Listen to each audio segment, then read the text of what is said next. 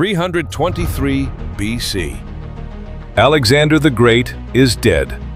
The most powerful man who ever lived, the conqueror of Persia, Egypt, and the edges of India, is gone at 32 years old. His body is being prepared for the long journey home to Macedonia, to be buried among the kings of his bloodline. It never arrives. A general, one of Alexander's closest friends, intercepts the funeral procession, takes the body, and brings it to Egypt. It was the most audacious political move of the ancient world, and the man who made it would go on to found a dynasty that ruled Egypt for 300 years, ending only with the death of Cleopatra herself. His name was Ptolemy, and this is how a Macedonian soldier became the god king of Egypt. Ptolemy was born around 367 BC in Macedonia, the same kingdom that produced Alexander the Great. His father was a minor nobleman named Lagus. His family was ordinary, undistinguished. But there was a rumor that followed Ptolemy his entire life. A rumor that his real father was not Lagus at all, but Philip II of Macedonia, Alexander's own father. If true, that would make Ptolemy Alexander the Great's half-brother. No one could prove it, no one could disprove it, and Ptolemy never denied it. What is certain is this: from a young age, Ptolemy was educated alongside Alexander at the royal court of Macedonia.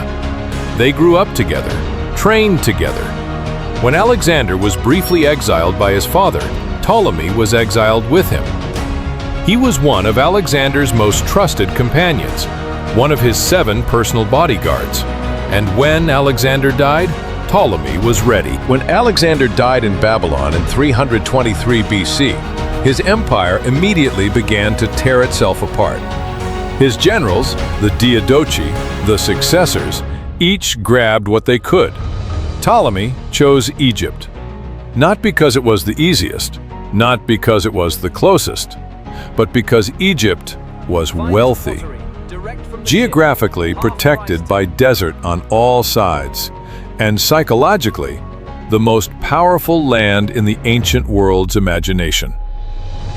He became its governor, but governor was not enough. In the ancient world, power was not just political, it was sacred. And Ptolemy understood something the other generals didn't. Whoever controlled the body of Alexander the Great controlled the legitimacy of the entire empire. So in 321 BC, as Alexander's funeral procession slowly made its way through Syria toward Macedonia, Ptolemy made his move. He sent soldiers to intercept it. They took the golden sarcophagus, they took the body, and they brought Alexander the Great to Egypt. The general who had been given custody of the procession, Perdiccas, was furious. He declared war on Ptolemy. He invaded Egypt. His own soldiers killed him before he could cross the Nile. With the body of Alexander secured and his most dangerous rival dead, Ptolemy turned to building something permanent. He moved the capital from Memphis, the ancient heart of Egypt, to a new city on the Mediterranean coast, Alexandria. Founded by Alexander himself just years before, it would become under Ptolemy the greatest city on earth. He built the Library of Alexandria, the largest collection of knowledge in human history, holding up to 500,000 scrolls. He built the Lighthouse of Alexandria, one of the 7 wonders of the ancient world, visible to ships 30 miles out to sea. He created a new god. Not Egyptian, not Greek, a fusion of both. He called it Serapis, combining the Egyptian gods Osiris and Apis with the Greek gods Zeus and Hades. It was a masterpiece of political religion, a way to make both Greeks and Egyptians feel that this new king was their god king. In 305 BC, Ptolemy finally dropped all pretense. He declared himself Pharaoh, king of Egypt, God on earth. Ptolemy I Soter, the savior. A Macedonian soldier, now wore the double crown of Egypt. But behind the grandeur of Alexandria, behind the library and the lighthouse, lay a darker truth. Egypt's native population, the people who had lived on this land for thousands of years, were second-class citizens in their own country. Only Greeks held positions of power. Only Greeks were governed by favorable laws. Farmers paid taxes so extreme they were left with barely enough to survive. Even beekeepers were taxed up to 25% of their honey. Even raising livestock required a government license.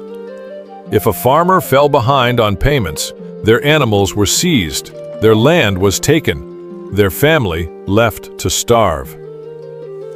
The magnificent city of Alexandria, its libraries and its wonders, were built on the broken backs of Egyptians who would never be allowed inside them.